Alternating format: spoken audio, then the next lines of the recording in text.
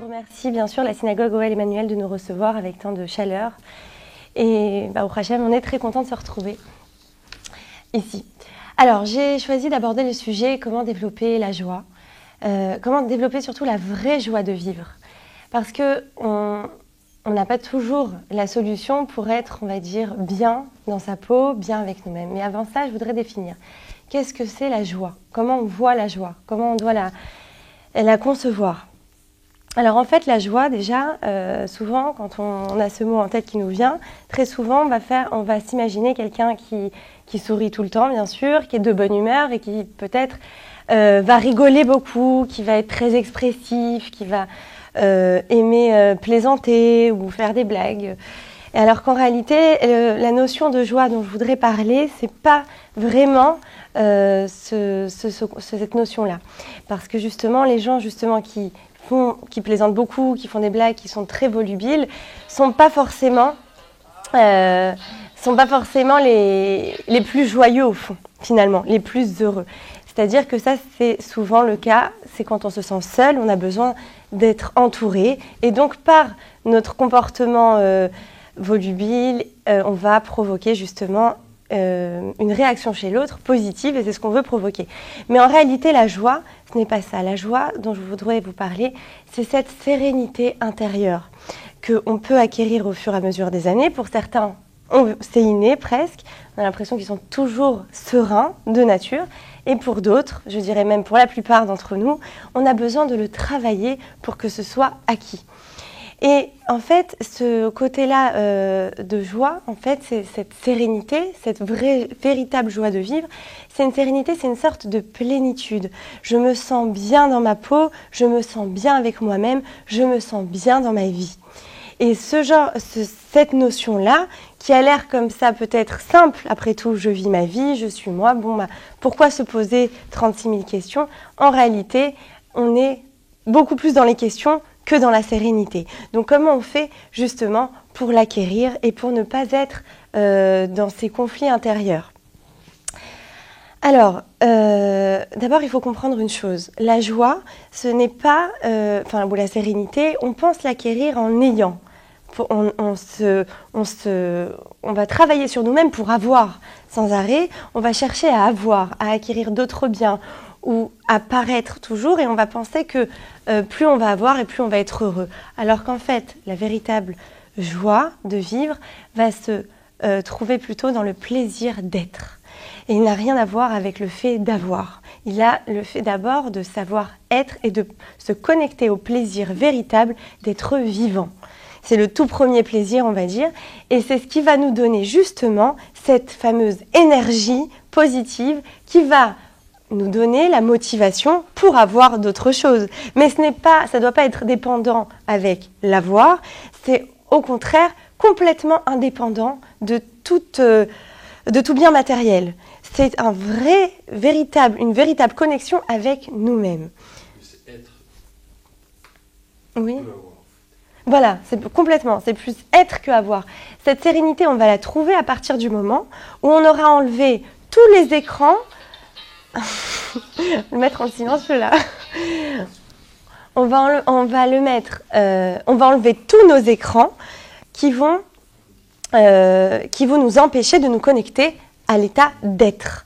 Et c'est vrai que dans la société dans laquelle on vit, on est poussé à la consommation, on est poussé à avoir. Et tout ça c'est qu'illusion, mais on va se perdre dans cette illusion que d'avoir va nous faire exister. Enfin, on va être quelqu'un aux yeux du monde, on va être quelqu'un aux yeux des autres. Donc si j'existe pour l'autre, j'existe pour moi. Alors qu'en fait, pas du tout. À partir du moment où on est connecté à nous-mêmes, on est connecté au véritable être intérieur qui nous a été donné à être, alors on existera pour les autres. C'est pas parce que j'aurai que je serai. C'est parce que je serai que j'aurai Bezrat Hachem, bien sûr. Maintenant, alors, je vous parlais des écrans. Il y a des écrans qui vont nous empêcher. Dans cette société aussi, puis dans cette société où toujours on aime, l'humain a besoin, pour être bien, de se connecter aux autres, d'être entouré. La solitude va le séparer, en fait, le fait de se sentir seul peut nous donner justement une sorte de tristesse et nous déconnecter et de nous-mêmes et des autres. Et donc là, on se déconnecte de la sérénité véritable. Mais le fait d'être en société, bien sûr, nous rassure, nous fait du bien, mais il ne faut pas tomber, évidemment, dans la comparaison. Et c'est ça qui peut justement causer ce conflit interne. C'est-à-dire qu'on va penser que d'avoir ce que l'autre a va forcément me donner du bonheur à moi. Enfin, on va se dire, si lui il a, moi aussi je voudrais, on va rentrer dans un espèce de doute. Et c'est le doute qui va créer chez nous un décalage entre notre pensée et notre être et notre réalité. Et là, on va dire qu'on peut glisser beaucoup plus facilement.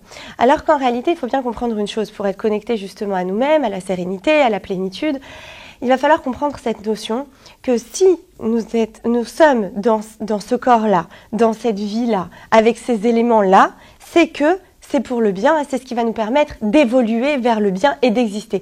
Ça veut dire que j'ai exactement sur mesure tout ce qu'il me faut pour évoluer dans ma vie. Je n'ai pas besoin d'avoir, par exemple, ce qu'a le voisin, parce que ce qui est bon pour lui n'est pas forcément bon pour moi. Et inversement, il faut que je sois bien conscient que ce que j'ai au jour d'aujourd'hui, c'est ce qui est bon pour moi, pour réaliser ce que je dois réaliser. Et on a tous quelque chose de différent à réaliser, quelque chose de différent à exprimer. Pourquoi ? Parce que mon être doit réaliser, c'est-à-dire doit évoluer. Avant de descendre sur cette terre, d'accord ? Alors ça c'est bien sûr de la Torah. Quand ma Neshama est descendue, elle a, entre guillemets, mis un accord avec Hachem, d'accord ? On lui a même proposé d'autres missions. On lui a dit, voilà, celle-ci, tu auras le choix entre ça, ça, ça. Et j'ai comme signé, en disant comme si vous imaginez un contrat, voilà, je suis prêt à vivre telles épreuves, tel événement, telle expérience pour évoluer, grandir, progresser. Je vais descendre dans ce couloir qui est le monde, qui est la terre, pour grandir et pour expérimenter, pour ensuite revenir en fait à l'état où nous sommes dans une visibilité extrême, c'est-à-dire quand nous n'avons pas le corps et quand nous ne sommes pas encore descendus, nous avons une connaissance beaucoup plus large, c'est-à-dire nous ne sommes pas limités, nous avons une visibilité extrême et là nous sommes d'accord en fait à ce moment-là, puisque nous avons tous les éléments, avec ce qui nous a été donné de vivre sur la Terre. Or, quand nous descendons sur la Terre, et là nous sommes dans un corps, donc c'est limité, nous avons une logique humaine et nous ne comprenons parfois rien du tout. Et nous avons forcément des choses pas toujours simples à vivre. Parfois, c'est vrai que c'est nous aussi qui nous rendons les choses compliquées, mais parlons d'un fait où c'est une épreuve, c'est quelque chose de très très dur à vivre. En fait, il faut comprendre que nous sommes, oui, avec un esprit limité, nous ne pouvons pas voir ce qu'il y a de bien là-dedans. Mais il faut en être quand même convaincu parce que notre Neshama intérieure, qui est connectée, elle, au divin, qui est connectée, elle, au monde invisible, si vous voulez, elle sait ce qui est bon pour nous permettre justement d'exprimer notre potentiel. Tout est là. Nous avons un potentiel et nous sommes donc tous une parcelle de l'infini de Hachem et nous sommes là, chacun, pour exprimer une partie différente. Hachem nous a créés de façon complètement différente, mais complètement, c'est-à-dire que c'est le plus grand des artistes, et l'artiste le comprend bien, chaque tableau qu'il va faire, il va mettre quelque chose de lui-même de différent, il va exprimer quelque chose de différent, et il attend par exemple, si on parle d'un artiste peintre, que ce tableau exprime un certain sentiment, et aucun tableau ne se ressemblera, et dans chaque tableau, il aura mis quelque chose de différent. Et bien exactement comme Hachem, nous sommes ces créatures, donc nous sommes tous uniques, et cette originalité, nous devons l'exprimer chacun. Donc ce n'est pas en essayant de ressembler à l'autre, certainement pas, puisque l'autre n'est pas ce que moi je dois exprimer. Donc je dois chercher à me connaître pour mieux exprimer cette nature que j'ai. Et en fait, à travers les épreuves, elles m'ont été données justement pour expérimenter et pour donner le meilleur de moi-même. Donc quand je vais avoir à vivre cette épreuve, je vais devoir chercher comment je peux transcender l'épreuve qui a l'air complètement terrible, que si on la voit seulement par rapport à notre esprit humain, comme quelque chose de terrible, comme quelque chose d'affreux, mais je dois chercher à tirer le meilleur. En fait, comme je vous ai dit sûrement une fois, comme un citron, une olive, on arrive à tirer son huile quand on presse. Donc c'est vrai, c'est difficile, mais on va sortir le meilleur. L'huile d'olive, c'est quand on presse l'huile, d'accord, et c'est très recherché. C'est quelque chose, ça a une saveur, une odeur. C'est pareil pour nous. On est là, justement, pour transcender notre nature et pour faire mieux toujours et surtout pour expérimenter ce qui nous a été donné de vivre. Donc, ce que j'ai au jour d'aujourd'hui, à cet instant présent, c'est ce qui va m'aider, moi, dans mon cas, voilà, moi, Myriam, à donner le meilleur de moi-même. Et j'ai exactement tout pour donner le meilleur. Donc, quand on part déjà dans cette pensée, dans ce concept, forcément qu'on va regarder les choses différemment et on va moins tomber dans le négatif et donc arriver à donner le meilleur. Parce qu'en réalité, pour donner le meilleur, il faut d'abord avoir la pensée. C'est la pensée qui va guider nos actes. La pensée, c'est le père, en fait, de nos actes, de nos comportements. Donc, si on a des situations où on a forcément des pensées où tout de suite on glisse, non mais j'aurais pas dû avoir ça, et des regrets, et si ça s'était passé comme ça, j'aurais fait comme ça, mais là ça s'est passé comme ça, donc je ne sais pas, et là ça s'est passé comme ça, donc je vais que récolter du mal, et puis si j'ai eu du mal, c'est parce que ça s'est passé, et c'est parce que, en réalité non, si on part dans une autre façon de penser, j'ai le meilleur pour moi, pour vivre tout ce que je vis aujourd'hui est fait sur mesure pour moi, pour avancer, pour mieux me connaître, pour mieux me connecter. Donc je vais faire les choses avec beaucoup plus de simra, avec beaucoup plus de joie, et je vais vraiment développer une joie de vivre au quotidien. Maintenant, dans la Torah, il y a cette phrase qui dit Mi Ashir ou Samer Bechelko. Celui qui est riche, le véritable riche, c'est celui qui est heureux de son sort. Alors, celui qui est heureux de son sort, c'est justement là ce dont on parle, c'est savoir avec tout ce que je possède, ce que j'ai ou ce que je n'ai pas, être heureux et me développer. Alors, on sait tous, c'est-à-dire cette phrase, c'est la phrase de la sagesse, on va dire, et c'est pas simple à acquérir. Donc, pourtant, ça a l'air simple. Celui qui est heureux, il n'a même pas besoin de travailler dur, on va dire, sur le plan matériel. Il doit savoir se contenter de ce qu'il a. Alors, se contenter, c'est une connotation un peu négative. Or, ce que je veux transmettre, c'est justement pas de se contenter. Arriver à avoir du plaisir dans ce quotidien que parfois j'ai du mal à voir avec joie. Mais en réalité, il faut savoir mettre du plaisir dans chaque chose que je fais. La notion de plaisir est très importante. C'est vrai que avec nous, juifs, nous on est français, donc on a été influencés aussi par la mentalité chrétienne, qu'on le veuille ou non, on a imprégné dans le pays dans lequel on a grandi. Voilà, judéo-chrétienne. Mais non, j'ai pas mis le mot judéo justement parce que nous, dans le judaïsme, le plaisir est très important. D'ailleurs, on le voit même dans le mariage. Par exemple, chez les chrétiens, il n'y a pas de mariage, c'est-à-dire on est prêtre, on se marie pas, on est bonne sœur, on se marie pas, comme si le plaisir était quelque chose de sale, de pas bon, d'interdit. Alors que chez nous, au contraire, le plaisir va nous permettre d'accéder à la véritable sérénité, mais aussi d'accéder au véritable moi. C'est-à-dire que quand je vais trouver du plaisir dans ce que je fais, dans ce que je vis, ça va me donner envie de faire encore. Et justement, le cerveau, ce qui est intéressant de comprendre, c'est que le cerveau, il a des connexions, il fait des connexions et il a des associations. Ça signifie qu'en fait, quand on va faire quelque chose qui va nous faire plaisir, une première fois, il va y avoir un lien dans notre cerveau qui va se créer, je vais être connectée au bien. Je vais connecter, c'est-à-dire que si j'ai fait ça, que ça m'a donné du plaisir, je vais avoir envie de le refaire. Donc ça, c'est automatiquement, il va me donner envie. Pourquoi d'ailleurs, quand on est mal, on a tendance parfois, pour certains d'entre nous, certaines, à manger du chocolat, par exemple. Je vais mal, je prends du chocolat. Alors déjà, il faut savoir qu'au niveau de l'humain, toujours quand je vais mal, je vais chercher. Je ne peux pas rester dans un état d'instabilité totale tous les jours. Ce n'est pas possible humainement parlant. Donc je vais toujours chercher quelque chose qui va me faire plaisir justement pour me remonter. Je ne peux pas rester comme dans un trou. j'ai besoin. Donc c'est pour ça qu'il y a des addictions. On est addict par exemple au chocolat. Bon, après ça peut être chocolat encore, on va dire que c'est pas trop grave, mais enfin à part pour les kilos. Mais au niveau, il peut y avoir des addictions plus graves, comme l'alcool, la drogue, bien sûr, ce genre de choses. Mais pourquoi? Parce que nous, humains, on ne peut pas supporter de rester dans la tristesse trop longtemps. Donc on va chercher des choses qui vont nous faire plaisir. Donc pour en revenir au chocolat, quand on va mal, tout de suite, on dit « Mais pourquoi j'ai cette tendance à aller vers le sucré, vers le doux ?» Parce qu'en réalité, je cherche mon cerveau, il va avoir une réaction de survie.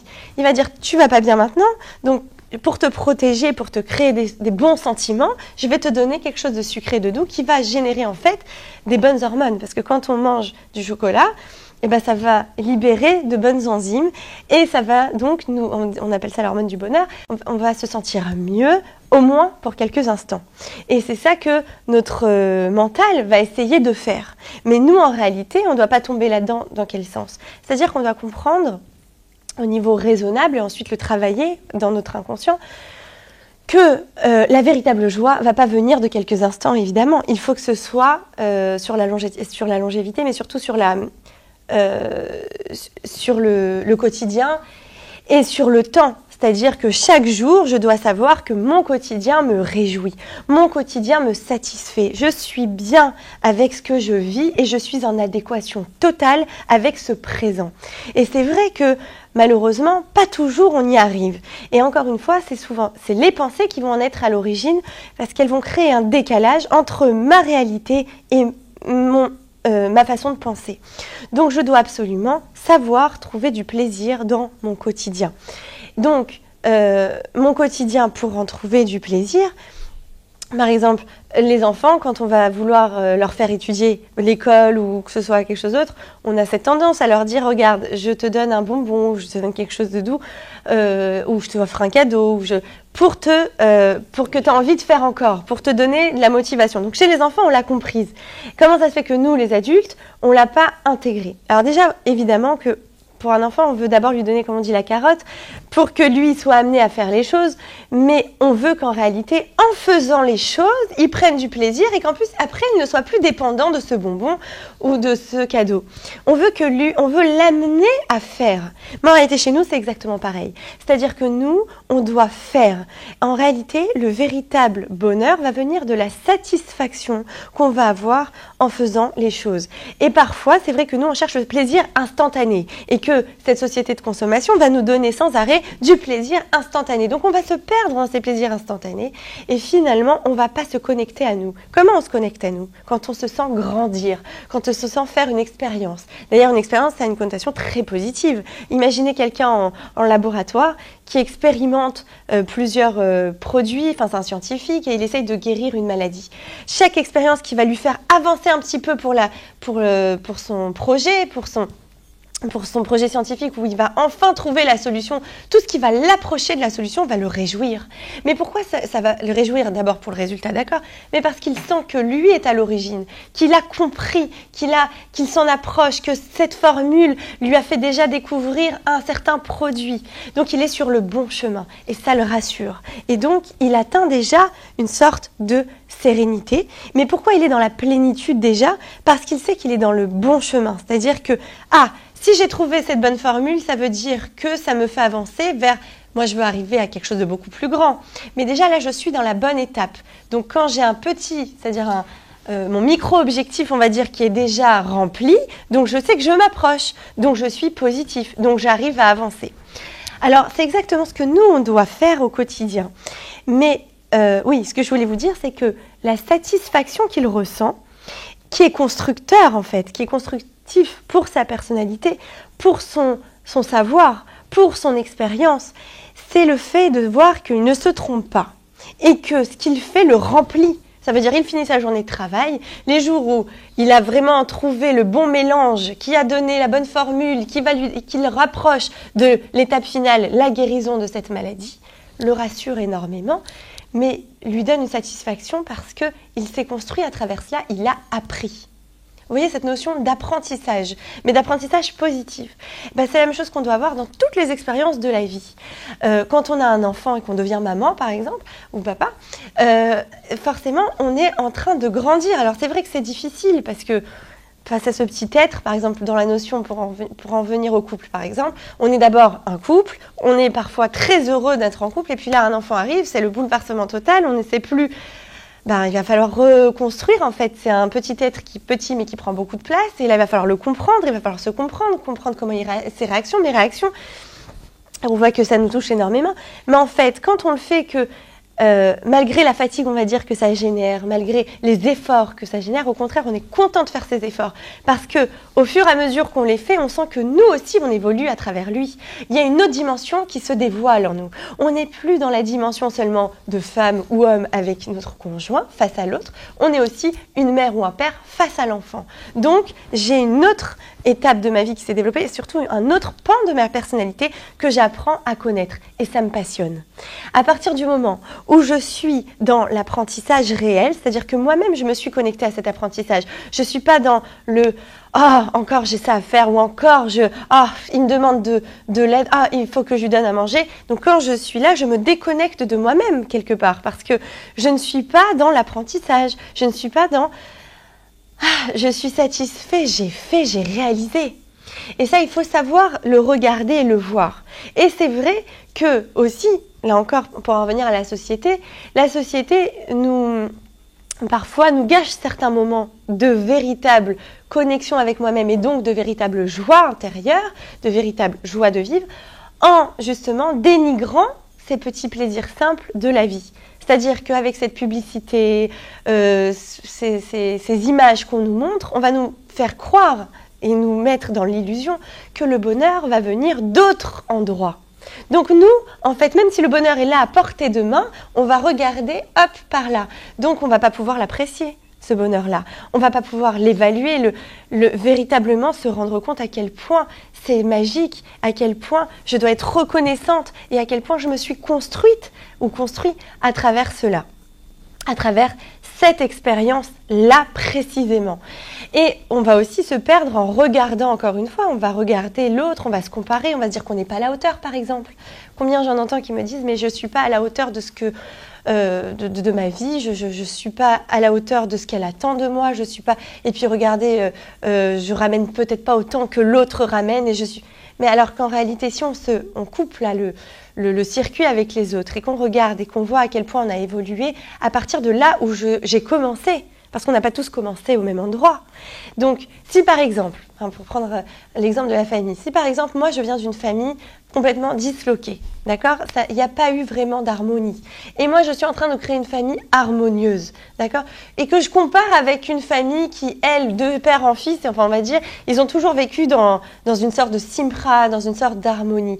Alors si je me compare à eux, forcément je vais me dire je suis pas encore au niveau, ils sont beaucoup plus calmes par exemple avec leurs enfants, regarde ils sont plus organisés, mais regarde toi d'où tu viens, tu as déplacé des montagnes pour le point de départ à lui, lui il aura une évolution autre. Évidemment qu'il devra lui aussi évoluer, ça ne veut pas dire qu'on n'a jamais fini ici, ça veut dire qu'on est toujours en recherche de perfection et c'est pas pour rien, c'est parce qu'on doit toujours évoluer, ce n'est jamais terminé. Il n'y a personne qui peut se dire « Ah ça y est, moi j'ai assez travaillé, je m'arrête là ». Non, tant que tu es vivant, ça veut dire que tu as quelque chose à fournir pour justement te rapprocher de cette perfection et donc de cette plénitude. Mais toi, déjà, pour en revenir à cet exemple, cette personne qui a été dans une famille disloquée, qui maintenant crée une famille en harmonie, elle est en train de réparer toutes les générations d'avant. Donc, elle est en train de recréer en fait une connexion d'amour, ce qui est énorme. Et même si elle n'a pas fini, il y aura ses enfants pour continuer le travail. Donc, elle a déjà lancé la machine. Donc, comment se plaindre de cela et comment se comparer ? Vous voyez, on n'a pas tous les éléments. Il faut bien le savoir. Souvent, on se perd dans la comparaison de l'autre. J'en parle beaucoup parce que c'est un point essentiel pour notre développement, déjà, d'arrêter de se comparer. Et en fait, le point essentiel, il est que il est là où, en fait, on pense voir les autres, en fait, on voit qu'une apparence, on ne sait rien de ce qui se passe en dessous, bien qu'on pense connaître, en fait. Quand on voit, par exemple, une personne, même 3 heures, ou même au travail, 8 heures d'affilée, on croit qu'on la connaît. Mais non, on ne connaît pas. On ne connaît que ce qu'elle ne veut bien nous montrer, ce qu'elle veut bien nous faire partager. Mais on ne sait pas tout d'elle. On ne sait pas, justement, ses pensées. On ne sait pas ses souffrances. On ne sait pas ce qui lui a été, elle, donné de vivre et ce qui lui a été donné pour évoluer justement dans son chemin. Donc vraiment, c'est une perte de temps qui nous fait en plus parfois désespérer, donc c'est vraiment vain, mais c'est aussi notre lutte à nous pour surmonter ça et ne regarder finalement, j'allais dire que nous, faut pas tomber dans l'égocentrisme, hein, c'est pas le but, mais vous avez compris l'idée, c'est-à-dire que regarder notre chemin. Quand quelqu'un est sur ses rails à lui et qu'il est vraiment concentré sur son travail, il ne regarde ni à droite ni à gauche. On est d'accord, quand on a un projet, eh ben, quand ça se passe comme ça, finalement, on s'aperçoit qu'on avance beaucoup plus vite et beaucoup plus fort et on va beaucoup plus loin parce qu'on ne s'est pas perdu avec tout ça. Et justement, quand on va commencer à regarder à droite, à gauche, ça doit être un signal d'alarme pour nous dire « Attends, là, ça veut dire que ce que tu as à vivre est peut-être difficile pour toi, tu as du mal, donc tu préfères regarder à droite et regarder à gauche plutôt que regarder droit devant toi. » C'est vrai, des fois, on a l'impression qu'on a un mur et qu'on va se cogner dedans. Alors, il faut comprendre une chose. Quand on affronte la réalité, on a été construit comme ça et on n'en a pas conscience forcément, que d'affronter la réalité sans la fuir, sans la contourner, sans regarder ni à droite, ni à gauche, sans s'arrêter, ça va nous donner des forces pour affronter encore d'autres choses. Et ça va nous grandir. Exactement comme, imaginons on est sur des rails, d'accord ? On conduit un train. Allez. Et là, il y a une grande montagne en face de nous. On se dit, mais je ne vais pas pouvoir l'affronter. Donc là, je cherche à droite, je cherche à gauche s'il y a d'autres rails pour contourner ou pour ne pas avoir à surmonter cette montagne. Alors qu'en fait, en face de moi, il y a un chemin tout tracé, mais qui est vrai, qui est caché par les arbres. Mais si j'avais avancé un peu plus en faisant confiance, en étant dans un sentiment de confiance, je sais que tout est fait sur mesure pour moi. Donc si je suis sur mes rails et si je travaille, je vais rencontrer des rails moi aussi. Alors imaginons qu'il est dans la confiance. Et là, il y a des arbres, mais derrière les arbres, hop, je vois finalement, oui, il y a un chemin.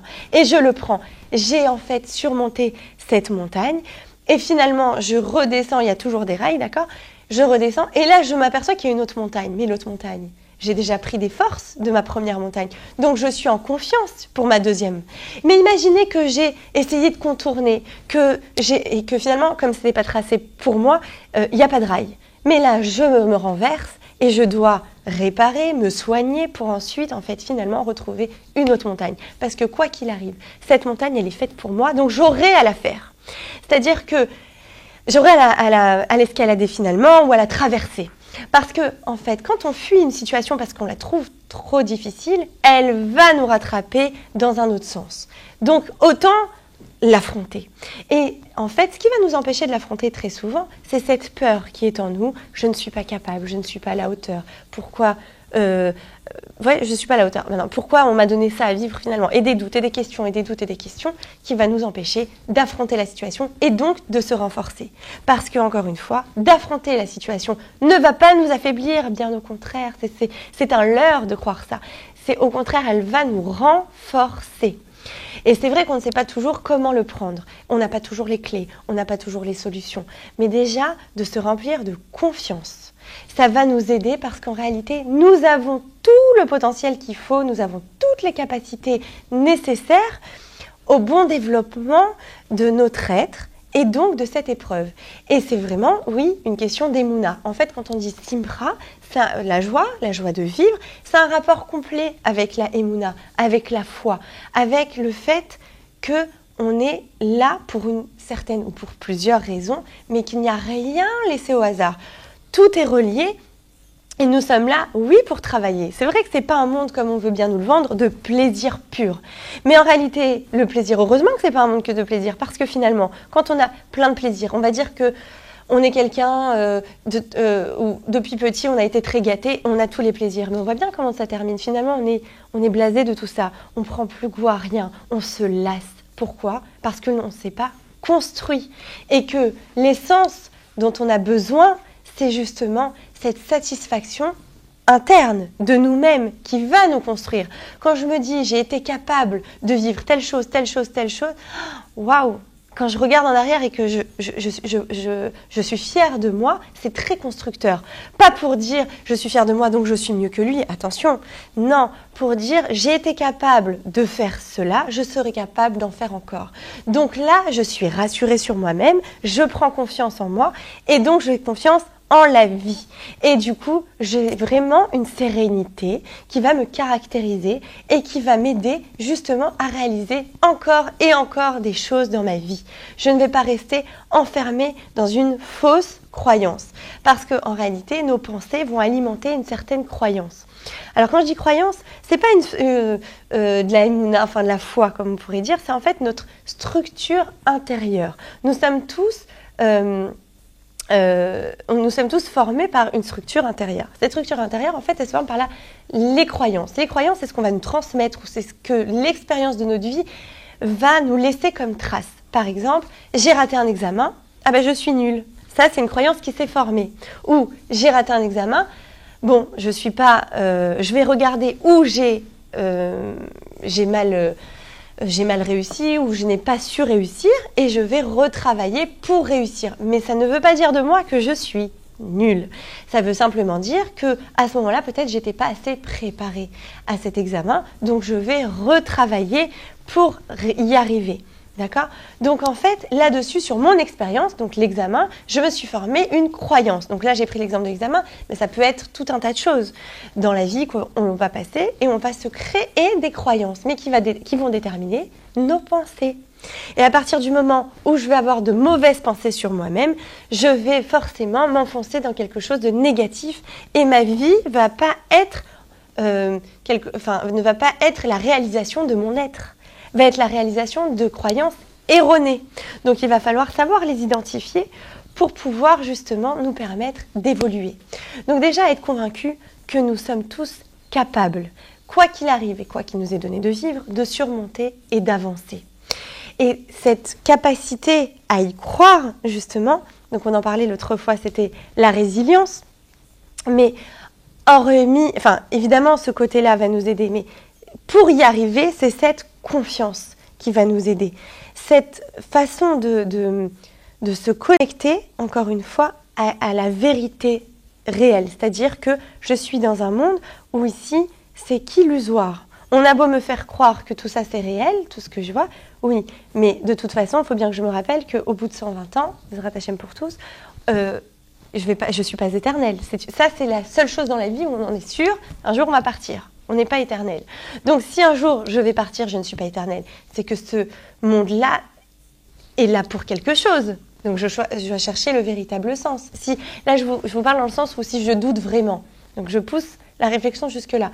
Si vraiment je pense que ce monde, ce monde est là, il est là que provisoirement, puisque je vais m'en aller moi aussi. Donc si je m'en vais, à quoi je sers? Pourquoi je suis là? Et en répondant à ces questions, finalement, on va chercher aussi à trouver la vérité au fond de nous. Et il va falloir chercher à exprimer le potentiel réel qu'il y a au fond de nous. Et en fait, à chaque fois qu'on va dévoiler une partie de nous-mêmes, qu'on va être dans le véritable dévoilement, on va se rendre compte qu'on va être heureux. Encore une fois, pour en revenir à ce sentiment de satisfaction.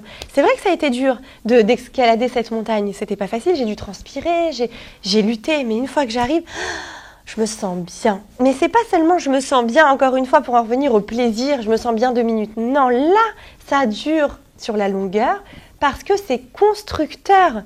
J'ai appris de moi que je suis capable. Donc ça, c'est notre victoire personnelle. C'est le plaisir du travail bien fait. Voilà, le plaisir du travail bien fait, mais pas seulement. C'est le plaisir du travail qui m'a apporté et qui m'a construit.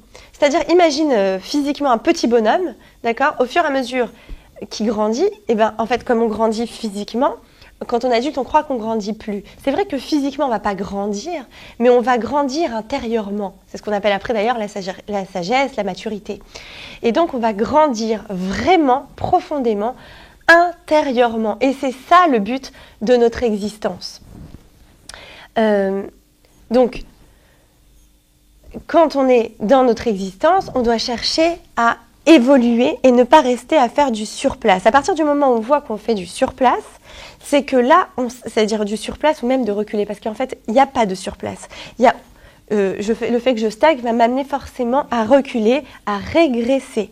Or, je ne veux pas régresser, je veux évoluer.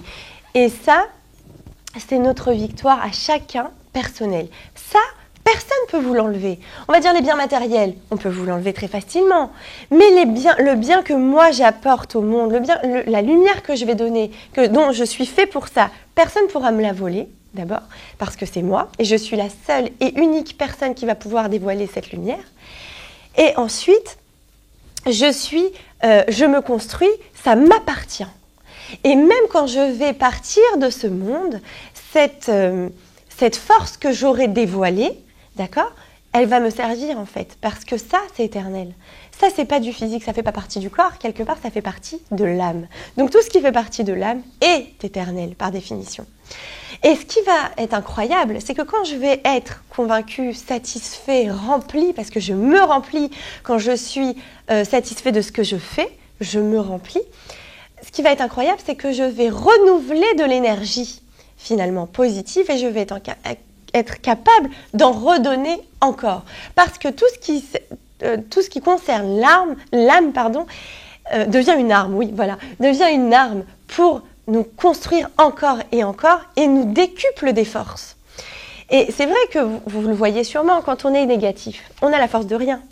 On est cassé, on n'y arrive plus.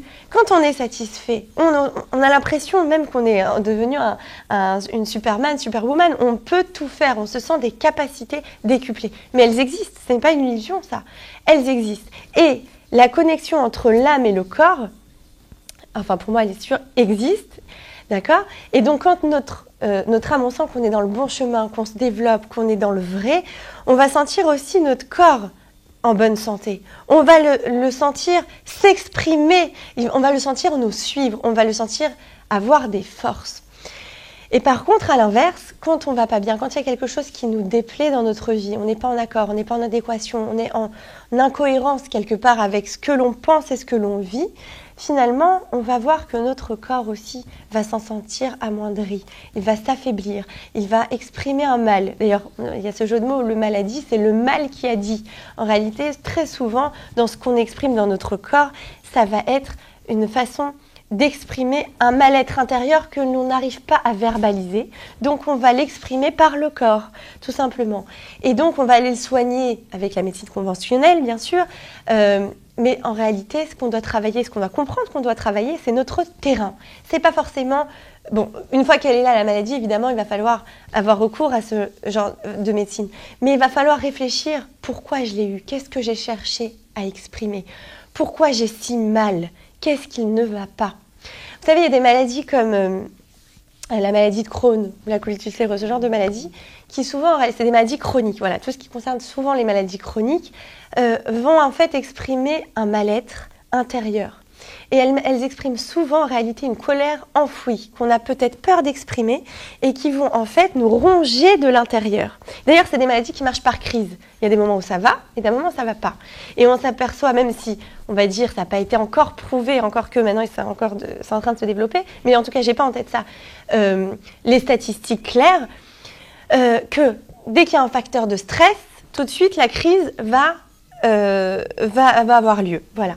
Alors pourquoi, justement, la crise aura lieu? Parce que nous sommes en désaccord avec nous-mêmes et parfois on accumule une colère qu'on n'a pas su exprimer, qu'on n'a pas su verbaliser et elle va rester à l'intérieur, elle va nous ronger de l'intérieur. Donc du coup, évidemment que ça c'est un écran, la colère, les sentiments négatifs, un écran à la sérénité, à la plénitude, à la joie véritable, à la joie intérieure et la véritable joie de vivre. Tant qu'on ne s'est pas débarrassé de tous ces sentiments négatifs, on ne pourra pas bien sûr accéder à la véritable joie. Il va falloir faire ce travail de se défaire de toutes ces colères, de toutes ces rancunes, de toutes ces mauvais sentiments qui ont été générés bien sûr par des situations. Et apprendre à voir les situations avec la joie. Comment c'est possible? Vous allez me dire, mais attendez, quand j'ai une épreuve, j'ai pas envie de sourire, j'ai envie de pleurer. Oh d'accord, tu peux pleurer. Mais en fait, si tu as cette conscience intérieure de savoir qu'en réalité, cette expérience, situation est venue en fait, comme une expérience pour te faire grandir. Si tu la prends véritablement comme quelque chose pour faire grandir, tu vas même la remercier, cette situation. Et en fait, en la remerciant, tu vas prendre une autre position. Tu ne vas pas être celui qui subit et qui pleure et qui se laisse aller, qui se laisse écraser par la douleur. Tu vas être celui qui vit et qui accepte. Tu es dans l'acceptation. Quand tu es dans l'acceptation, c'est une autre dimension qui va se dévoiler. Parce qu'en fait, vous allez me dire acceptation, en fait non, je veux bien préciser, ce n'est pas soumission face à l'épreuve, hein, on est bien d'accord. L'acceptation, c'est j'accepte, je la vis, je la prends, je prends ce qui m'est donné à vivre et j'optimise, j'en fais quelque chose de bien. Alors quand je vais en faire quelque chose de bien, je vais justement apprendre à remercier. Même si au départ, c'est un travail de savoir remercier, mais je vais me travailler, je vais me dire que oui, j'ai compris le sens des choses, donc je vais accepter. Et je vais remercier. À partir du moment où j'ai dit ce petit mot « merci », cette situation d'être venue parce que tu es en train de me développer, tu es en train de me montrer mes capacités, tu es en train de me connecter, me donner l'occasion de me connecter à moi-même. Alors quand j'ai cette dimension qui se dévoile à moi et cette faculté de développer cette gratitude, alors l'événement va se dérouler finalement autrement. Parce que je ne suis pas dans le refus, je ne suis pas en train de le rejeter. Finalement, on va s'apercevoir que quand on affronte, c'est oui positif, mais quand on refuse de l'affronter finalement, c'est-à-dire cette situation est là et je la rejette, donc je mets mon énergie, parce que oui j'ai une énergie, mais je la mets dans un mauvais... je la place mal. Voilà. Et comme... Voilà, une mauvaise lutte.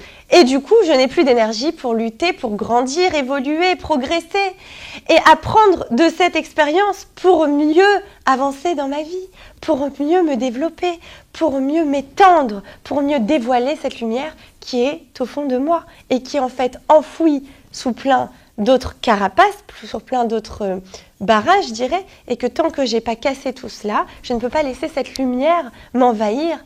Et quand moi, faut savoir une chose, c'est que quand moi, personnellement, je laisse cette lumière couler en moi, je laisse cette lumière s'exprimer, j'efface tous ces mauvais sentiments, d'accord ? Donc je suis dans la sérénité et la plénitude, je suis contagieuse. Je transmets autour de moi, j'influence autour de moi. Mais imaginez si le monde entier, là, allez, imaginez même ne serait-ce que nous, le peuple juif, on était tous dans la joie, on était tous dans la simra interne, que tout ce qui m'arrive, c'est pour le bien. D'accord ? Que je n'ai pas envié l'autre pour telle ou telle chose, que ce qui lui a été donné, c'était pour son bien à lui, ce qui m'a été donné, c'était pour mon bien à moi, et donc nous sommes dans une unité. Nous ne sommes plus dans l'envie, nous sommes dans l'unité et dans l'amour véritable. Donc nous sommes, imaginez un instant qu'on soit tous, personne ne remette en question ce qu'il a à vivre, mais par contre, mettre son énergie dans son vécu, dans ce qu'il est en train de vivre, dans ce qu'il est en train d'expérimenter. Mais imaginez le bonheur absolu. On serait tous tout sourire d'abord, mais on amènerait énormément de lumière dans le monde. Puisqu'il n'y aurait plus de « je t'en veux pour ci, je t'en veux pour ça », il n'y aurait plus de ce genre de colère, il n'y aurait plus ce genre de sentiment. Et donc on serait libre de réalisation, ça veut dire on serait libre d'amener la lumière pour se réaliser. On serait concentré que dans notre réalisation. Alors, qu'est-ce qu'on attend de moi là, ici, là, exactement ? Qu'est-ce que je peux bien faire pour améliorer le monde ? Alors, plus on est nombreux à réagir de cette façon, plus le monde a des chances d'évoluer. Vous savez, on se plaint souvent que le monde est mal, qu'il y a énormément de catastrophes et on regarde les informations, on est complètement démunis face à tant de souffrances, face à tant de malheurs. Mais si nous-mêmes, nous étions en train de propager le bien, nous saurons que nous avons la meilleure arme pour transcender ce mal. Or, si nous-mêmes, nous tombons dans ce mal-être, donc nous sommes dans l'incapacité de dévoiler le bien-être, de dévoiler la lumière, et donc nous n'avons plus d'armes pour lutter contre ce mal. C'est pour ça que très souvent, je conseille de ne plus regarder les informations. Alors on me dit, mais je vais être déconnectée, je ne vais plus savoir ce qui se passe. Mais tu vas savoir ce qui se passe en toi, tu vas te connecter en toi. Si tu veux regarder les informations, d'abord remplis-toi, toi, de bonne force. Pourquoi ? Parce que les informations sont une agression pour notre être. Et si nous ne sommes pas suffisamment blindés contre ces informations, nous ne pouvons que nous écrouler. Et donc, nous aurons perdu l'occasion de dévoiler la lumière, l'arme forte contre tout ce mal. Vous voyez? Donc, il va falloir chercher à la dévoiler, cette lumière. Cette lumière, c'est justement cette sérénité, cette plénitude, cette simra, qu'en réalité, c'est ça. C'est pour cette raison que nous sommes venus au monde. En tout cas, c'est l'outil principal qui va nous aider à dévoiler notre être intérieur. Et si nous cherchons à dévoiler cet être intérieur, nous devons absolument nous connecter à notre être en étant bien conscients que oui, nous sommes d'une très très grande valeur, inestimable, plus que tous les diamants et l'or qu'on pourra vous apporter sur un plateau, c'est votre être qui est important et qu'on doit se connecter au plaisir d'être vivant, d'avoir cette chance d'être dans ce monde et d'avoir tous ces éléments qui vont nous aider à grandir. Et que tout ce qu'on pourra m'amener matériellement sera bien, mais ce n'aura rien comparé à ce que je suis moi. À l'intérieur, je suis un bijou. Et ce bijou, je dois le nettoyer s'il est un peu poussiéreux sali par tous ces sentiments négatifs, ces colères, encore une fois, ces rancunes, ces tristesses, je dois le nettoyer et le faire briller à la lumière. Et cette lumière-là que moi je vais faire briller, elle va ramener d'autres lumières et ensemble on sera main dans la main, une vraie lumière pour le monde entier. J'éclairerai vraiment le monde. Alors vous allez me dire, mais c'est un projet énorme là dont vous me parlez. Non, ça c'est vrai, c'est un projet énorme, c'est vrai. Mais ça c'est le créateur qui s'en charge. Lui, tout ce qu'il nous demande, c'est de faire, déjà, chacun dévoile sa propre lumière, s'occupe de son propre travail. Et quand moi je m'occuperai de mon travail, vous occuperez de votre travail, tu t'occuperas de ton travail, chacun le fera, alors on créera tous ensemble la véritable lumière. Et c'est pour cela que la vie nous a été donnée de vivre. C'est un vrai cadeau, c'est un vrai recette d'Hachem, c'est une grande chance. Et malheureusement, parfois, on se perd et on voit ça comme un fardeau. Mais non, ce n'est pas un fardeau, c'est un cadeau. Et il faut le travailler parfois, c'est vrai, pour se reconnecter à cette grandeur, à cette vérité. Mais il faut, pour cela, accepter les situations, quelles qu'elles soient, les accepter. Elles sont pour le bien. Et c'est vrai qu'on dit pour le bien. Ça, j'ai entendu ça de la rabbinite Asaraf en France qui dit ce n'est pas pour, on dit pour le bien parce que nous n'avons pas la visibilité suffisante, puisque nous sommes humains, pour dire c'est bien. Mais en réalité, tout ce qui nous est donné de vivre, c'est bien. Il n'y a pas de pour le bien. C'est bien, mais évidemment, on ne sait pas encore le voir. Nous sommes encore limités. Mais nous devons au moins avoir cette conscience que nous sommes limités et comprendre que, en fait, sans ce corps-là qui est, en fait, qui ne dure qu'un temps, qui n'est pas éternel, cette Neshama qui est au fond de moi et qui ne demande qu'une chose, c'est de s'exprimer. Je dois lui laisser la place de s'exprimer à cette visibilité et c'est que c'est bien ce que je vis. C'est très bien. Et c'est moi qui dois lui donner avec la visibilité dont je dispose, c'est là tout l'effort en fait, je dois lui donner la place et je dois lui faire confiance. Et quand je lui ferai confiance et quand je lui donnerai la place, alors je serai capable de remercier, d'accepter et donc de prendre une position quelque part supérieure aux événements. C'est-à-dire que là, je remercie, imaginez même une situation dure, je remercie cet événement d'avoir eu lieu. Je sais que ça va me permettre de me développer. Je ne subis pas là, je suis acteur de ma vie. Et quand on est acteur de notre vie, c'est là qu'on existe, c'est là qu'on est vrai, c'est là qu'on est et c'est là qu'on est content d'être. Et c'est même là qu'on augmente justement notre estime de nous. Quand on se dit, quand je vous parlais de la montagne tout à l'heure, quand on se dit j'ai fait, je suis fière de moi, on augmente notre estime de nous. Et quand on augmente notre estime de nous, qu'est-ce qui se passe? On a de l'énergie, on arrive à refaire encore, et même mieux que ça, on a envie encore d'en faire. Un peu comme un soldat en guerre, quand il gagne une bataille, il a une énergie décuplée, il se dit ça y est, je suis capable de tout casser, de tout conquérir, je suis le plus fort du monde. Parce qu'il a repris confiance en lui.